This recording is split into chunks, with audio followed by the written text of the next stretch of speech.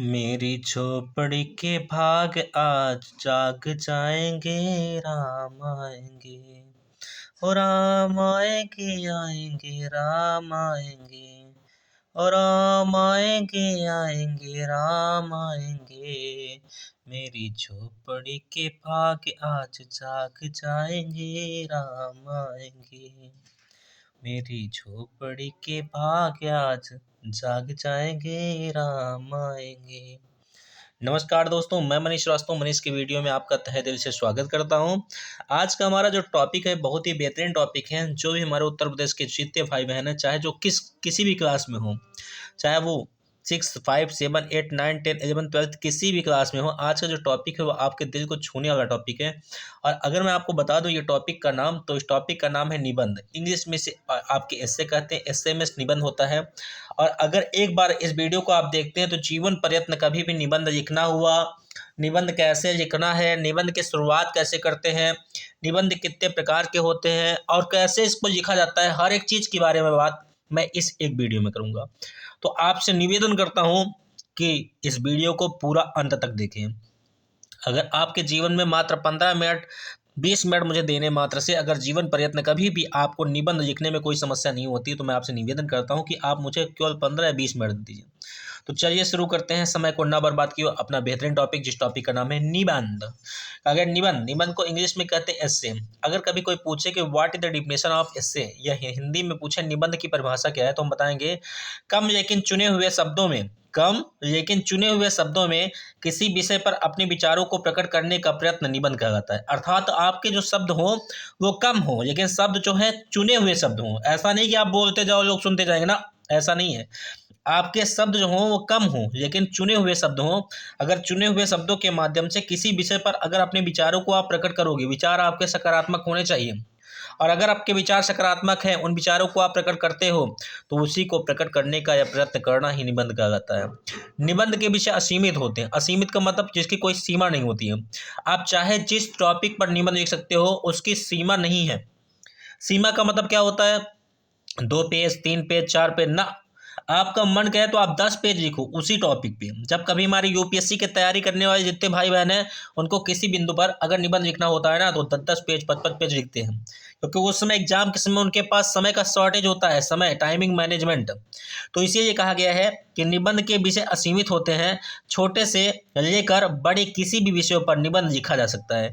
चाहे आप इस पेन के ऊपर निबंध लिखना है, कॉपी के ऊपर निबंध लिखना है, तो किसी भी विषय पर, ऐसा नहीं कि पेन के ऊपर तो यहाँ लिख दो निबंध, यहाँ लिख दो निबंध, ऐसा नहीं। इसके ऊपर या छोटी चीज़ हो या बड़ी चीज़ हो, किसी भी चीज़ के ऊपर आप निबंध लिख सकते हैं। तो आप किसी को समझाओगे, डिफिनेशन तो कहोगे, कम लेकिन चुने हुए शब्दों में किसी विषय पर अपने विचारों को प्रकट करने का प्रयत्न ही निबंध कहलाता है। निबंध के विषय असीमित होते हैं। छोटे से लेकर बड़े किसी भी विषय पर निबंध लिखा जा सकता है।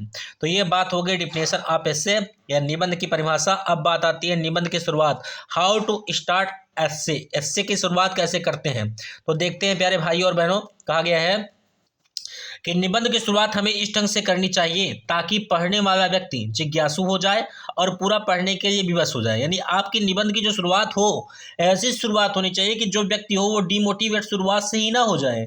आपके शुरुआती दौर में ऐसी सी बातों को लिखिए, इस तरीके से लिखिए कि जो व्यक्ति आपके निबंध को पढ़े ना, पूरा पढ़ने के लिए जिज्ञासु हो जाए और विवश हो जाए कि मैं बिना पूरा इसको पढ़े उठूंगा नहीं।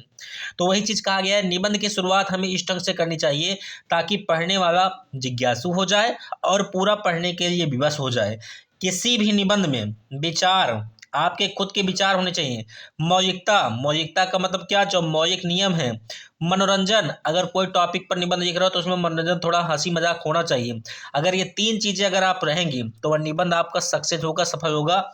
इन 3 चीज़ों का होना बहुत जरूरी है। किसी दूसरे के विचार अपने निबंध में मत लिखो, अपने खुद के विचार, अपने खुद की मौलिकता का वर्णन करो, अपने खुद के हंसाने के तरीके, मनोरंजन का वर्णन करो। और मनोरंजन भी कई प्रकार के होते हैं। कभी किसी के दिल को ठेस पहुंचा करके हम किसी दूसरे को हंसाते हैं तो बहुत बेवकूफ़ी है। हमें ऐसा कदाप नहीं करना चाहिए कि अगर किसी दूसरे व्यक्ति को हंसाने के लिए हम किसी के हृदय को ठेस पहुंचाते हैं तो इसे मनोरंजन नहीं कहते बच्चों। तो कभी कोई पूछे कि हाउ टू स्टार्ट एस्से, आप उसको बताओगे निबंध की शुरुआत हमें इस ढंग से करनी चाहिए ताकि पढ़ने वाला जिज्ञासु हो जाए और पूरा पढ़ने के लिए विवश हो जाए। किसी भी निबंध में विचार का होना, मौलिकता का होना और मनोरंजन का होना अति आवश्यक है। अब बात आती है पार्ट ऑफ एस्से, यानी कि हाउ मेनी पार्ट ऑफ एस्से, एस्से कितने प्रकार के होते हैं। एक बात और ध्यान देना, कभी कभी ऐसा होता है कि हिंदी में टॉपिक लिखना होता है, इंग्लिश में भी लिखना होता है। कक्षा 12 की उठा के देख लीजिए, कक्षा 12 में टॉपिक आपको हिंदी में 9 नंबर देगा और इंग्लिश में टॉपिक आपको 10 नंबर देगा। और कक्षा 12 वाले अगर कॉपी को देख रहे हो, इस निबंध को देख रहे हो, तो 19 नंबर आपके कन्फर्म मैं आपको दे रहा हूँ। सुनते जाओ, बस ध्यान से सुनते जाओ आप क्या कह रहा हूँ, बस केवल सुनने मात्र से, देखने मात्र से 19 नंबर आपको दे दूंगा। देखो लिखा है निबंध के अंग, अंग्रेजी में कहते हैं part of essay. How many part of essay any person ask you can give the answer. वही 3 part of essay in Hindi quotation and English quotation. First of all we can say that introduction and description and conclusion in English quotation, and Hindi में बताएंगे प्रस्तावना, प्रसार, इसी को विस्तार कहते हैं और इसे कहते हैं उपसंहार। धीरे धीरे सुनो समझो भैया। प्रस्तावना 3 प्रकार को होता है। एक तो होता प्रस्तावना, निबंध के अंग 3 प्रकार को होता है। एक प्रस्तावना भैया, एक प्रसार, एक विस्तार हुई कहातिन, एक कहातिन उपसंहार। हिंदी में इतिहाती भाषा में हो गया, हिंदी में सुना। प्रस्तावना कहते हैं, प्रसार कहते हैं, विस्तार कहते हैं। उपसंहार ये क्या है सुनो। किसी भी टॉपिक में हिंदी में प्रस्तावना, सबसे पहले निबंध लिखने के पहले आप रूपरेखा बनाना, रूपरेखा में आप हेडिंग डालना प्रस्तावना। फिर प्रसार में कितनी हेडिंग को बनाना है, इंग्लिश में को चाहे हिंदी में, जितनी हेडिंग बनाना हो, पहले रूपरेखा हेडिंग, फिर प्रस्तावना, उसके अंदर प्रसार में यानी विस्तार में कितनी हेडिंग उस टॉपिक के ऊपर लिख रहे हो, पूरी हेडिंग को लिखना, और अंतिम में सबसे नीचे लिखना उपसंहार। इसी को हिंदी में कहते हैं निष्कर्ष। और अंग्रेजी में कभी ऐसे लिखना हो तो सबसे पहले स्ट्रक्चर डालना, स्ट्रक्चर माने रूपरेखा, फिर इंट्रोडक्शन हेडिंग रहेगी, फिर काइंड ऑफ टॉपिक, यानी पोल्यूशन है तो काइंड ऑफ पोल्यूशन, कितने प्रकार का, air pollution, water pollution, noise pollution, ठीक है। उसको लिखने के बाद सबसे नीचे हेडिंग बनाना ना कंक्लूजन। और इंट्रोडक्शन और कंक्लूजन, इंट्रोडक्शन शुरुआत में लिखना है, कंक्लूजन लास्ट में लिखना है, और बीच में डिस्क्रिप्शन माने होता है, डिस्क्रिप्शन में भैया विस्तार, जितनी हेडिंग आप बनाओगे वो आपका विस्तार हो जाएगी। तो इस तरीके से आप एग्जाम में और कहीं भी कभी भी जिंदगी में अगर ऐसे हिंदी में लिखना हो या इंग्लिश में लिखना हो, तो सबसे पहले रूपरेखा, फिर प्रस्तावना हेडिंग, फिर टॉपिक के अंदर कितनी हेडिंग है हिंदी में, फिर सबसे नीचे उपसंहार या निष्कर्ष। अंग्रेजी में भी यही चीज़, पहले स्ट्रक्चर बनाना एग्जाम में, फिर उसके बाद इंट्रोडक्शन, फिर उस टॉपिक में कितनी हेडिंग बना रहे हो, और सबसे नीचे कंक्लूजन। और हाँ ध्यान देना, 12 वाले को अगर बात करूँ, 12th वाले, पूरे उत्तर प्रदेश के बच्चों को बात कर रहा हूँ मैं। अगर 12 वाले इस टॉपिक को देख रहे हो तो 10 वाले देख रहे हो, तब पर भी आप हमेशा 1.5 या 2 पेज में ही इससे इंग्लिश में और हिंदी में लिखोगे, क्योंकि ये टॉपिक आपका बहुत अच्छा टॉपिक है। आपको कन्फर्म नंबर देगा 19 नंबर, 9 नंबर हिंदी में और 10 नंबर इंग्लिश में। तो आते हैं देखते हैं आगे। आगे आपके सामने लिखा गया है निबंध के प्रकार, type of essay. Type of essay की बात करें तो how many type of essay, any person ask you how many part of essay, you can give the answer with 3 important part of essay. But any person asks you how many type of essay, you can give the answer only 3 important type of essay. First of all we can say that वर्णात्मक निबंध, दूसरा आख्यानात्मक निबंध, तीसरा होता है विचारात्मक निबंध। कोई चीज़ का अगर सामने कोई चीज़ है, अगर कोई फोटो है, कोई चीज़ है, जैसे ये पेन है, ये कॉपी है, इस कॉपी के बारे में लिखना है, पेन के बारे में लिखना है, तो इसका अगर वर्णन करना है, क्या करना, वर्णन, तो इसे कहेंगे वर्णनात्मक निबंध। और आख्यानात्मक निबंध किसे कहते हैं, आख्यानात्मक निबंध उसे कहते हैं बेटा, जैसे मान लीजिए आप आगरा गए, केदारनाथ गए, बद्रीनाथ गए, कहीं पे गए और मैं आपके साथ गया हुआ हूँ, अब मैं वापस लौटा और कहा बताओ केदारनाथ के बारे में आपको 2-3 टॉपिक लिखना है, वहाँ क्या क्या चीज़ें कहाँ थी। तो जो आँखों से देख करके चीज़ें आए हुए हैं, आपकी आँखों में बसी हुई हैं, उसको आप दर्शन करके आए हैं, देख के आए हैं, मनन किया है आपने उसको जाना है, उसके बारे में अगर आप लिखेंगे तो उसे आख्यानात्मक निबंध कहेंगे। जो चीज़ें आपके सामने हैं उसको देख करके उसके बारे में लिख रहे हो तो उसे वर्णनात्मक निबंध कहेंगे।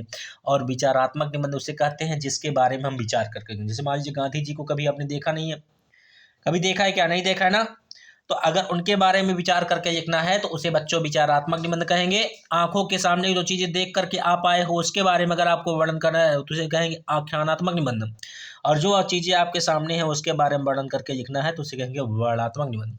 तो आशा करता हूँ कि आपको समझ में आ रहा होगा। चलिए देखते हैं आगे। अब बताऊँगा कि कैसे लिखोगे और लिख करके दिखाऊँगा।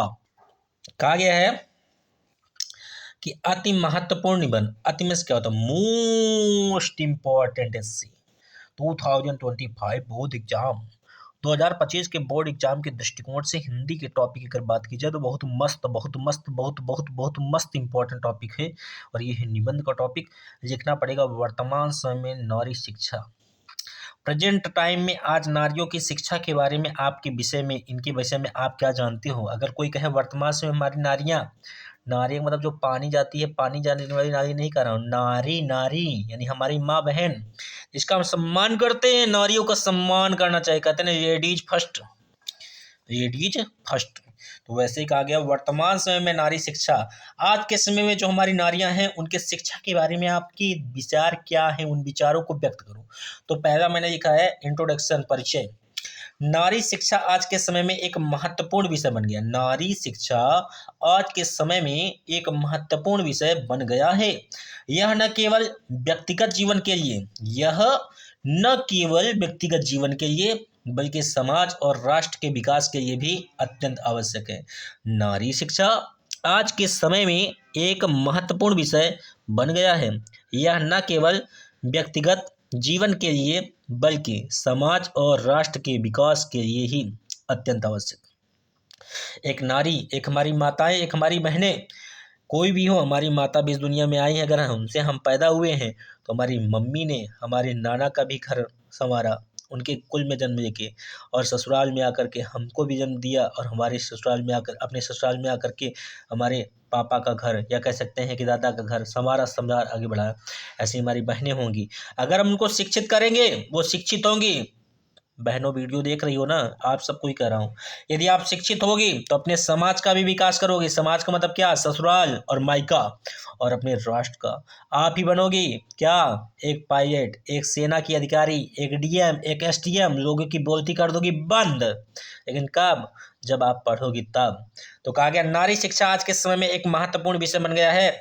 यह न केवल व्यक्तिगत जीवन के लिए बल्कि समाज और राष्ट्र के विकास के लिए भी अत्यंत आवश्यक है। स्क्रीनशॉट ले लीजिएगा इसको, और बहुत जरूरी टॉपिक है, बाद मत कहना मनीष सर बताए होते तो आज ऐसा हो गया होता। आगे देखिए, हेडिंग बनाया हूं मैं, लिखा हूं नारी शिक्षा का महत्व, what is the importance of education of women.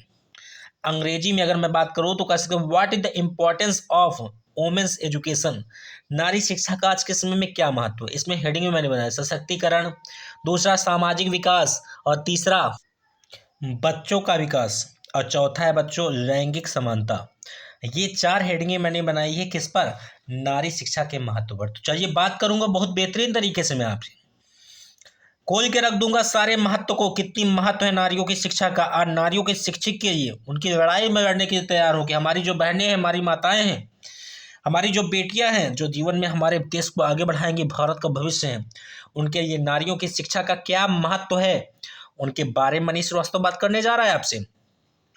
सशक्तिकरण, ये क्या है? शिक्षा महिलाओं को आत्मनिर्भर बनाती है। अगर महिलाओं को शिक्षित कर देंगे और बहनों आप सब पढ़ लोगे तो खुद आत्मनिर्भर, सेल्फ डिफेंस हो जाओगी, किसी के ऊपर निर्भर नहीं रहोगी, आत्मनिर्भर हो जाओगी। तो क्या है? शिक्षा महिलाओं को आत्मनिर्भर बनाती है। वे अपने निर्णय स्वयं ले सकती हैं, क्या अच्छा है, क्या बुरा है, क्या सही है, क्या गलत है, उसके बारे में वो खुद जानेंगी। क्यों? जब उनको शिक्षित बनाओगे तो। आगे लिखा है और समाज में अपनी पहचान बना सकती हैं।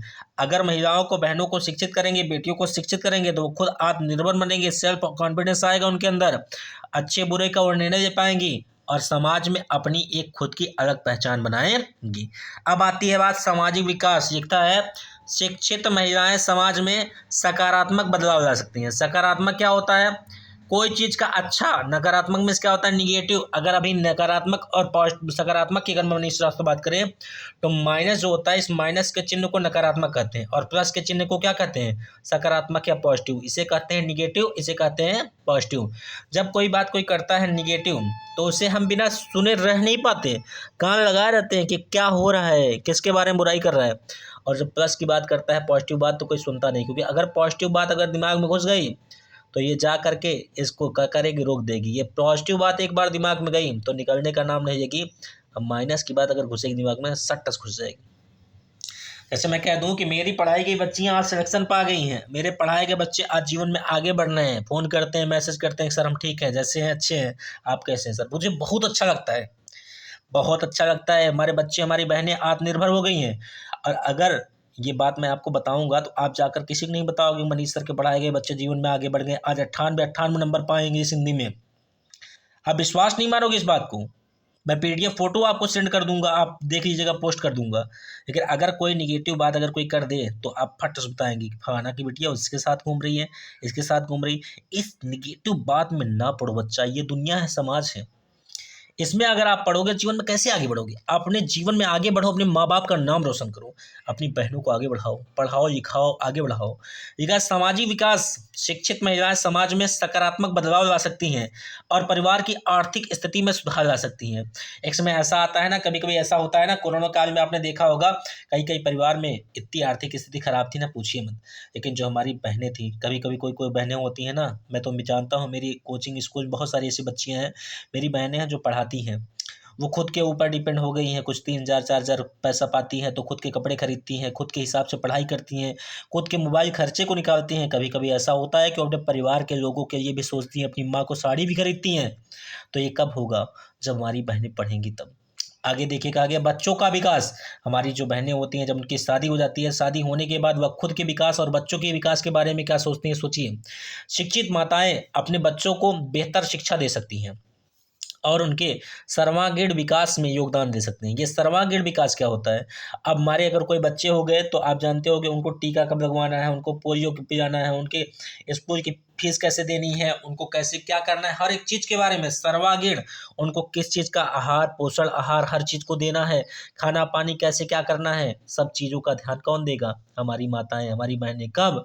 जब अपने बच्चों का विकास करना होगा तब। तो जब उनको पढ़ाए रहोगे, शिक्षित रहेंगी तभी तो वही लिखा है, शिक्षित माताएं अपने बच्चों को बेहतर शिक्षा दे सकती हैं और उनके सर्वांगीण विकास में योगदान दे सकती हैं। आगे की हमारी हेडिंग है लैंगिक समानता। लिखा है, नारी शिक्षा लैंगिक समानता को बढ़ावा देती है और महिलाओं को पुरुष के बराबर का दर्जा दिलाती है। पहले लोग कहते थे कि औरत हो यार, तुम क्या कर पाओगी।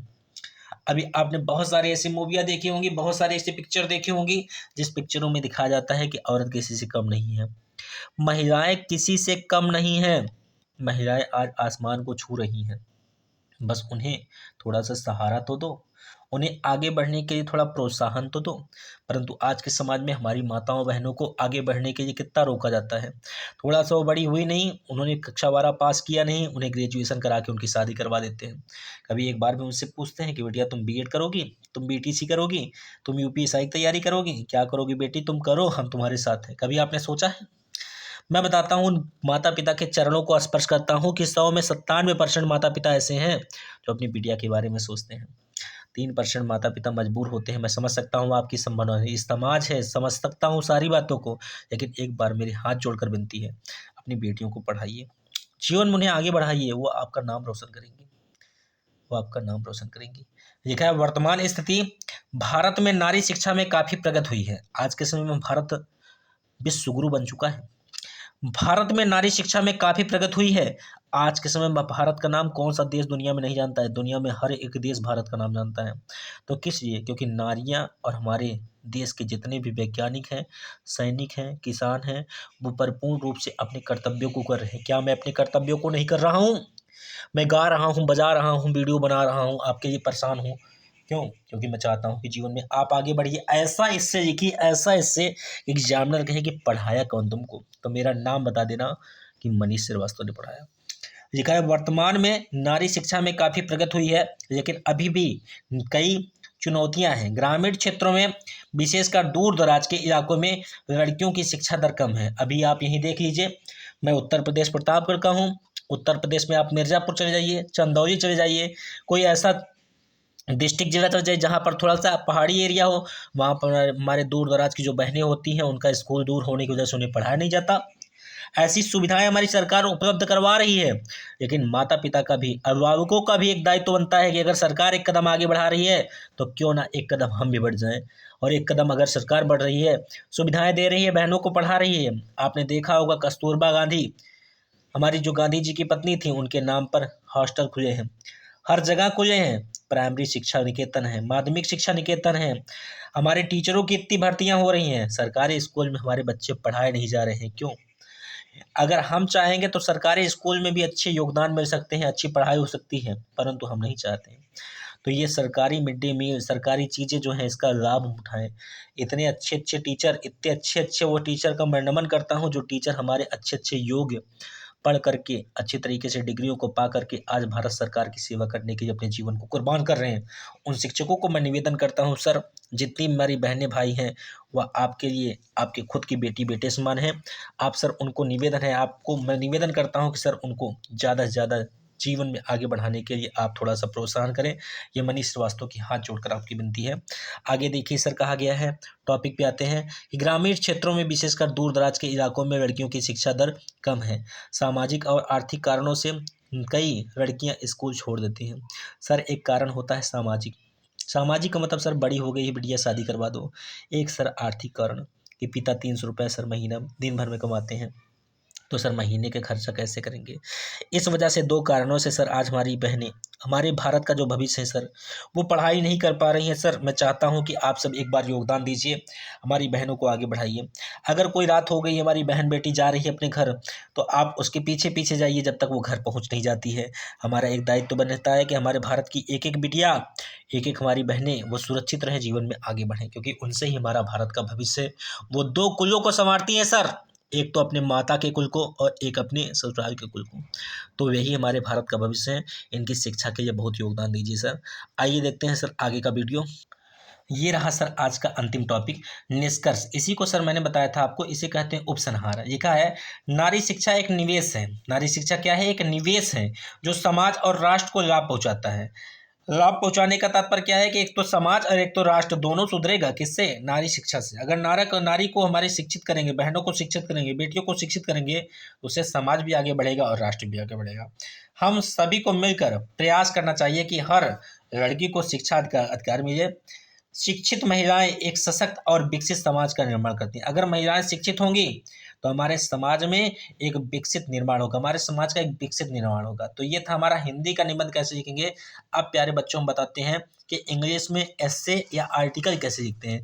पहले तो मैं बात करूंगा एस्से किसे कहते हैं और मनीष सर आर्टिकल किसे कहते हैं। बड़े बच्चे कंफ्यूज रहते हैं कि भैया ये बताइए आप कि आर्टिकल किसे कहते हैं, एस्से किसे कहते हैं। तो बच्चों परेशान न हो, देखो आर्टिकल जो होता है उस आर्टिकल में हेडिंग नहीं होती है। अगर आप चाहोगे तो हेडिंग बना के लिखोगे, लेकिन एस्से में हेडिंग होती है। एस्से में निबंध, उसमें हेडिंग दी रहती है, हेडिंग में आपको लिखना पड़ता है। और आर्टिकल जो होता है उसमें हेडिंग चाहे आप बनाओ चाहे ऐसे ही आप लिख दो। और अगर आप हेडिंग बना करके लिखते हो तब भी अच्छी है, नहीं तो आप ऐसे ही लिख सकते हो। आओ देखते हैं, प्यारा सा टॉपिक कक्षा 12, 9, 10, 11, 12 सब के लिए है।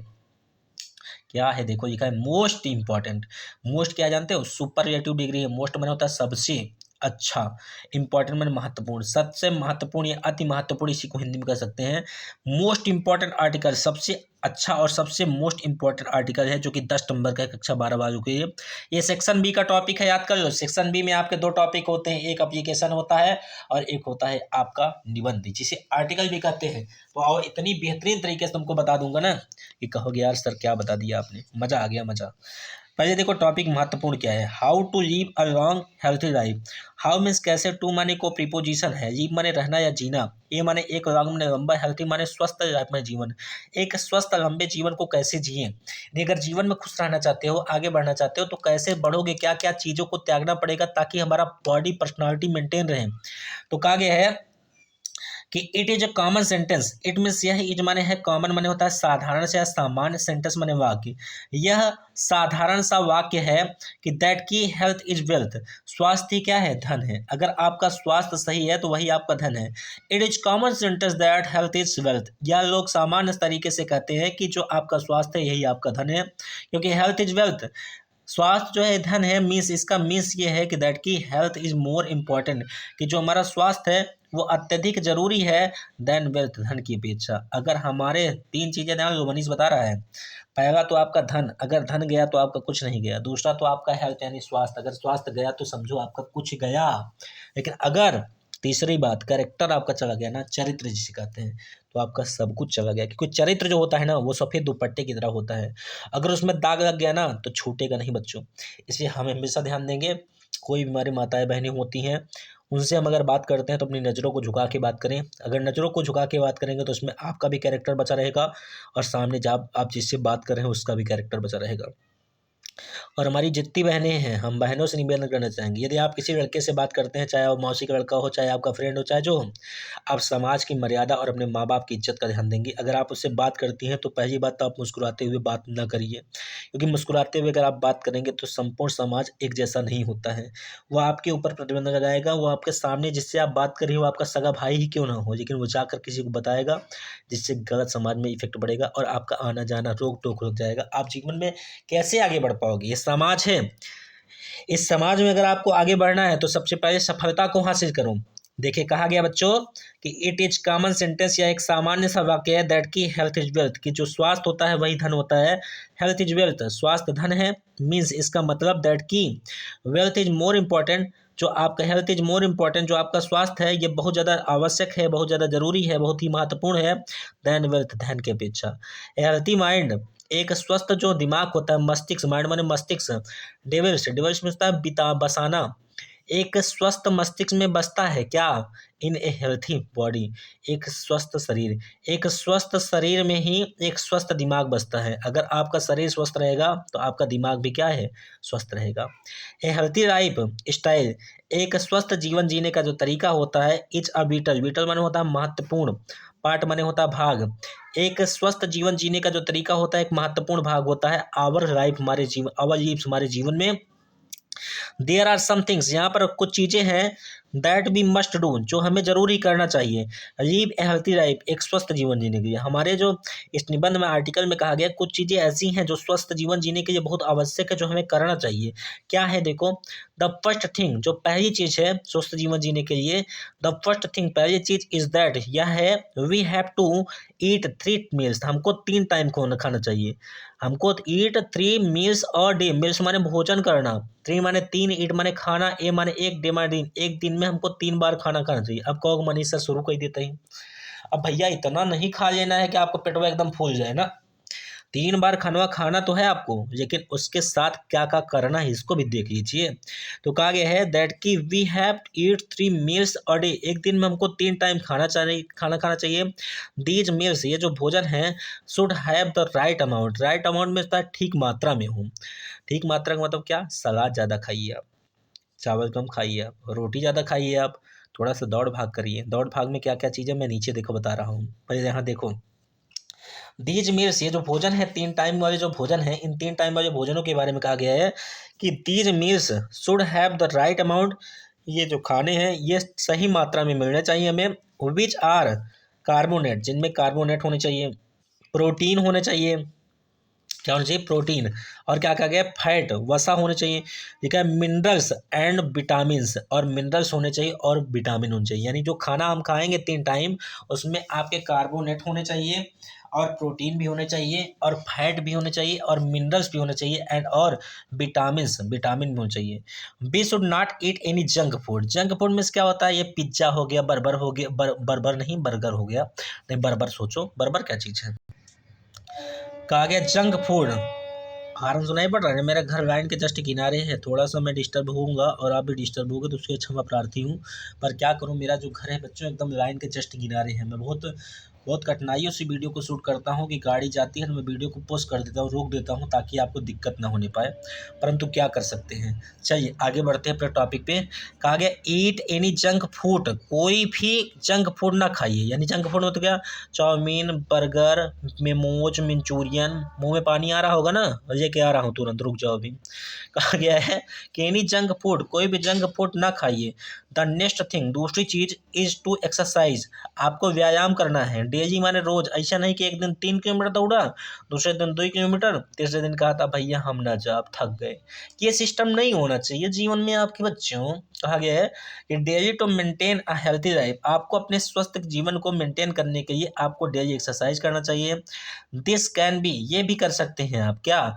जॉगिंग, जॉगिंग में समझते हो, थोड़ा सा धीरे धीरे चलना। रनिंग और जॉगिंग में अंतर होता है। जॉगिंग कौन करता है? जो बूढ़े व्यक्ति होते हैं, जो थोड़ा सा एजेड होते हैं, हमारे पापा मम्मी की तरह, उन्हें जॉगिंग करने का शौक होता है। रनिंग कौन करता है? मैं और आप सब रनिंग करते हैं, दौड़ते हैं। तो जॉगिंग करिए, रनिंग करिए, डांसिंग करिए। डांसिंग नाचते हैं, मैं भी नाचता हूँ बहुत। एक बार डांस कर दिया था स्कूल में भैया 5 सितंबर को, अब वीडियो वायरल हो गया, सब देखे कह रहे हैं, कह रहे मनीष सर डांस कर रहे हैं, कमल लचका रहे हैं। वो कनवा था, वो क्या नाम है उसका, तेरी आँखों का ये काजल। चलो टॉपिक पे आओ। तो बाद में फिर गाना वाना डांस वांस करना बंद कर दिया, लेकिन अब करते हैं भाई, पर्सनल लाइफ जीवन है। टीचर हैं तो क्या पर्सनल लाइफ भूल जाएंगे? कितने हमारे महान टीचर हैं जिसको मैं आइडियल मानता हूँ। बहुत सारे टीचर ऐसे हैं जो नाचते हैं, गाते हैं, जीवन जीते हैं, क्योंकि टीचर का भी एक पर्सनल लाइफ होता है। और हम अगर आप ऐसा देख रहे हो तो आप भी सोचा करो कि यार टीचर टीचर होता है, उसका भी जीवन है, वो भी नाचे गाए। तो डांसिंग, सिंगिंग ये सब शौक है मेरा, क्योंकि बचपन से ही करता चला आया हूँ, अभी भी करूँगा। अगर आपको बुरा लगता है क्षमा चाहता हूँ। एक है जॉगिंग करिए, रनिंग करिए, डांसिंग करिए, प्लेइंग स्पोर्ट ईटीसी। आप खेल खेलिए। यानी कहने का इतना मतलब है कि jogging, running, dancing, playing sport, इसका मतलब इतना सा है कि अगर बॉडी से पसीना बाहर आएगा तो आप स्वस्थ रहोगे। आज भी मेरे जीवन में इतना है कि सुबह मैं 4.5 किलोमीटर 5 किलोमीटर दौड़ता हूँ। आज भी तैयारी करता हूँ तब पर भी, और पहले भी ऐसा होता था कि मैं दौड़ता था, क्योंकि दौड़ता हूँ तो पर्सनालिटी एकदम मेंटेन रहती है, ना कोई फैट ना कोई बीमारी, क्योंकि सुबह कोचिंग जाना रहता है, टाइम से पहुँच जाता हूँ, स्कूल में पढ़ाना रहता है टाइम से सब।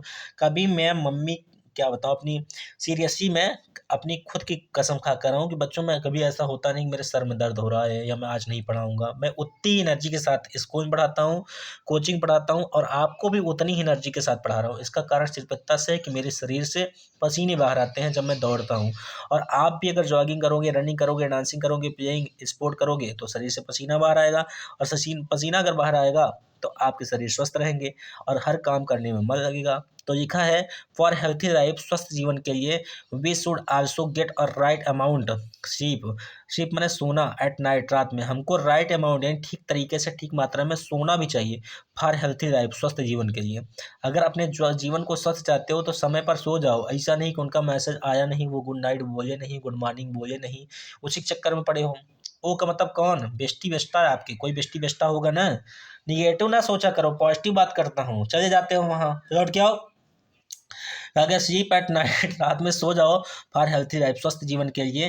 लिखा है, बी शुड अवॉइड, हमें अवॉइड करना चाहिए, नज़रअंदाज करना चाहिए स्मोकिंग, धूम्रपान। कोई धूम्रपान कर रहा हो तो उसको रोक दो कि भैया ये गलत चीज़ है। ए हेल्थी लाइफ, एक स्वस्थ जीवन, हेल्प अस, हमारी मदद करेगा, लिव लॉन्गर हैप्पियर लाइफ, लंबे समय तक। हैप्पियर माने खुशी के जीवन, खुशी के पल कहाँ ढूंढूं। चलो टॉपिक पे आओ भैया। तो लिखा है, लॉन्गर हैप्पियर लाइफ, एक लंबे समय के लिए खुशहाल जीवन जीने के लिए हमारा जो स्वस्थ जीवन होता है ये हमारी मदद करता है। तो ये था हमारा प्यारा सा वीडियो जो कि समाप्त हो चुका। आशा करता हूँ कि आपको वीडियो सुन में आया होगा।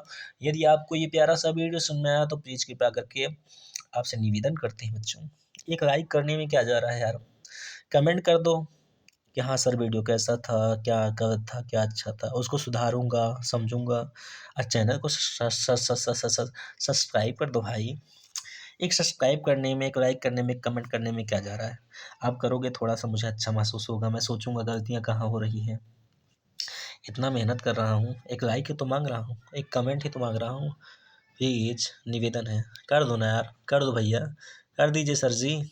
तो मिलते हैं नेक्स्ट वीडियो में। जय हिंद, जय भारत।